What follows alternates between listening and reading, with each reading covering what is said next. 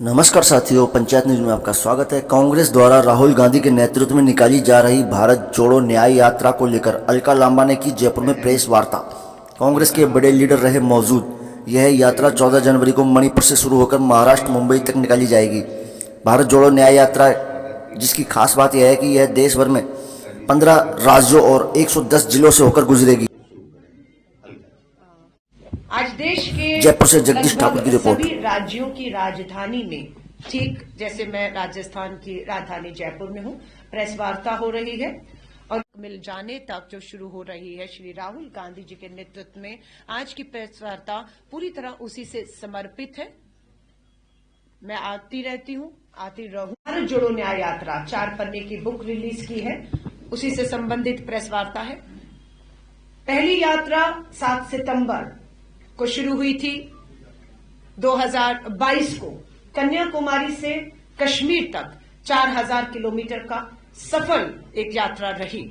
कन्याकुमारी से कश्मीर में लोग जुड़े उसमें, उसी की मांग को देखते हुए कि पूर्व से पश्चिम की भी यात्रा की जाए, कोई भी राज्य छूटना नहीं चाहिए। अब दूसरी यात्रा 14 जनवरी को मणिपुर से पूर्व से पश्चिम गुजरात होते हुए महाराष्ट्र मुंबई तक पहुंचेगी। 14 जनवरी 2024 को यात्रा शुरू होगी और 20 मार्च 2024 को मुंबई में समापन होगा। ये यात्रा लगभग हमारी जो है 6713 किलोमीटर चलेगी। इस यात्रा में 110 जिलों से ये गुजरेगी। ये यात्रा 15 राज्यों से गुजरेगी। पहली यात्रा भारत जोड़ने का प्रयास था, भारत जोड़ने की यात्रा थी और इसमें हम कामयाब हुए। हम देश को जोड़ने में, देश के मुद्दों को से जोड़ने में कामयाब हुए।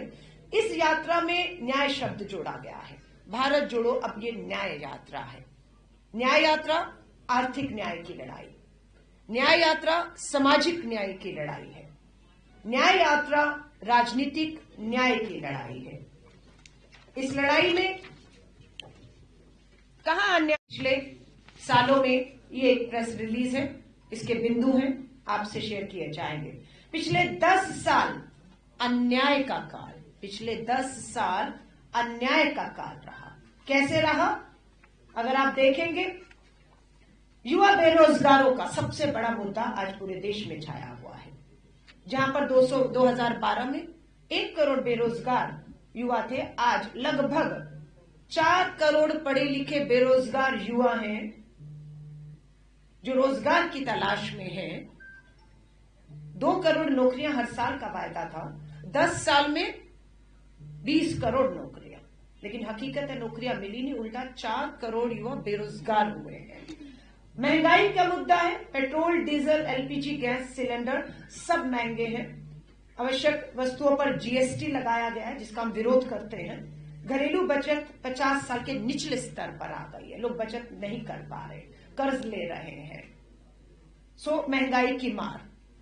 अशोक गहलोत जी की सरकार थी, कांग्रेस की सरकार थी, 500 का सिलेंडर मिल रहा था, 450 का वायदा था। अभी हमने एक उपचुनाव जीता है श्री करणपुर में, अध्यक्ष जी आपकी अध्यक्षता में ये हमने चुनाव, उपचुनाव, और छोटे छोटे मार्जिन से नहीं, 11,000 वोटों से उपचुनाव। और ये आपको मालूम है, जिसकी माफी चाहूंगी, चुनाव है, क्योंकि चुनाव होना था मेन, उसके बाद किसी कारणों से यह रद्द हुआ, दोबारा हुआ, उपचुनाव नहीं था। पर बात यह है कि चुनाव सरकार बनने के बाद हो रहा था और जो उम्मीदवार थे उन्हें मंत्री बना दिया गया था। चुनाव आयोग से हम गुहार लगाते रहे, चुनाव आयोग के कान में जू तक नहीं रहेंगी।